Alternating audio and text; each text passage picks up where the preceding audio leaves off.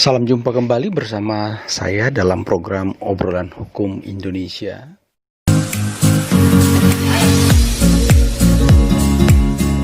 Bersama saya Urbanisasi kembali akan menyampaikan beberapa materi hukum terkait dengan hukum eksekusi di lapangan hukum perdata. Sahabat Obrolan Hukum Indonesia, pertama-tama yang harus kita ketahui sebelum membahas mengenai hukum eksekusi ini adalah eksekusi atau pelaksanaan putusan merupakan bagian yang terpenting daripada hukum acara perdata. Dengan dilaksanakannya suatu isi atau diktum putusan hakim, berarti hak dan kewajiban para pihak dalam berperkara telah dapat dipenuhi. Sehingga suatu putusan hakim tidak mempunyai arti jika tidak dapat dieksekusi.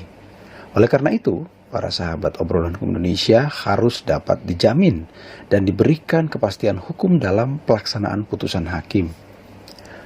Dalam perkara perdata, misalnya, yang memiliki kewajiban dan yang bertanggung jawab untuk menjalankan eksekusi itu adalah Ketua Pengadilan Negeri. Oleh karena itu, segala hambatan dalam eksekusi harus dapat diatasi oleh Ketua Pengadilan Negeri selaku pihak yang bertanggung jawab atas eksekusi hakim. Nah, bila mana suatu putusan hakim atau surat-surat lain yang mempunyai kekuatan eksekutorial seperti putusan hakim tidak dapat dieksekusi dengan baik dan tuntas, maka akan menimbulkan ketidakjelasan hukum bagi pencari keadilan, justitiabelen atau pencari keadilan. Kemudian dapat juga adanya suatu tindakan yang tidak memberikan suatu kepastian hukum. Nah, hal-hal itu tentu akan bertentangan dengan tujuan hukum itu sendiri, yaitu pertama untuk menciptakan keadilan. Yang kedua adalah adanya kepastian hukum dan kemanfaatan. Sehingga putusan yang tidak dapat dieksekusi itu hanya sebatas sebagai putusan di atas kertas saja. Jika tidak dapat dipaksakan kepada pihak yang wajib mematuhi isi putusan tersebut. Kemudian putusan hakim yang tidak dapat dieksekusi maka tidak mempunyai wibawa lagi, sehingga pada skala makro dapat menimbulkan ketidakpercayaan masyarakat terhadap lembaga peradilan. Nah, ini problem sahabat hukum Indonesia, ya.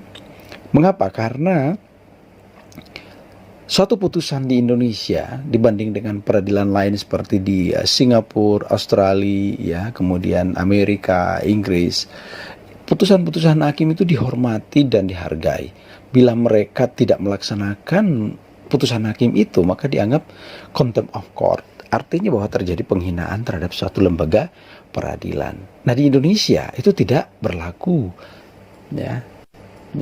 Kalau orang tidak menjalankan putusan itu atau putusan itu tidak dianggap sebagai sesuatu yang dapat dianggap sebagai suatu penghinaan terhadap lembaga peradilan.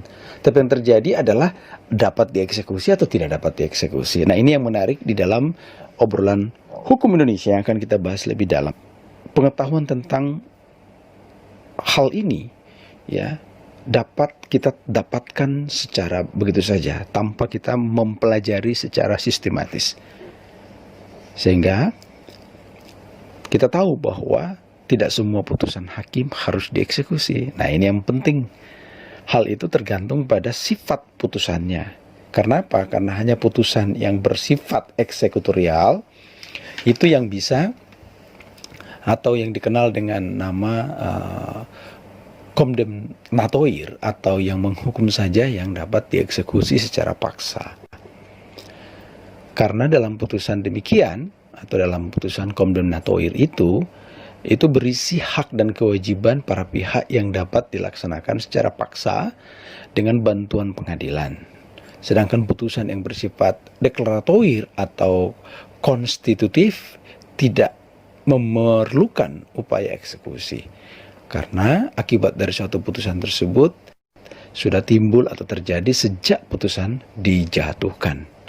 Nah, di sini sahabat obrolan hukum Indonesia harus diketahui bahwa eksekusi secara paksa dengan bantuan perantaraan pengadilan tidak hanya tertuju kepada putusan hakim, akan tetapi juga dokumen lain yang mempunyai kekuatan eksekutorial dan dipersamakan dengan putusan hakim.